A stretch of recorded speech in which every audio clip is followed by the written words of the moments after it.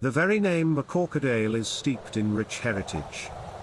Derived from the Old Norse name Thorketil, which translates to son of Torquil, the clan's nomenclature directly links to the thunderous Norse god of storms. This connection alone sparks intrigue, hinting at the clan's might and resilience. According to the annals of history, the founding of the Clan MacCorquodale can be traced back to Thorkil, a member of the Scots army led by Kenneth MacAlpin. The year was 834, and the Picts posed a formidable challenge. The story takes a dramatic twist as Alpin, king of the Scots, fell in battle before Kenneth's arrival. The Picts, in a grim display, impaled the late king's head on a spike within their camp.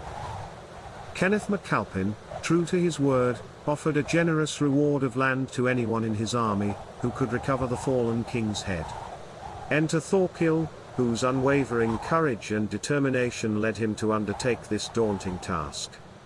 With his triumphant success, he secured a charter of land and marked the inception of the McCorquodale lineage.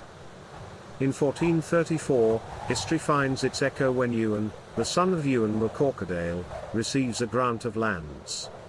This charter names him as the Lord of Maintelan, believed to be a reference to Fantland.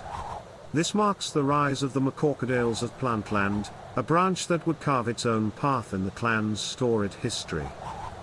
Despite their illustrious ancestry, the MacCorquodales faced challenges to their reputation.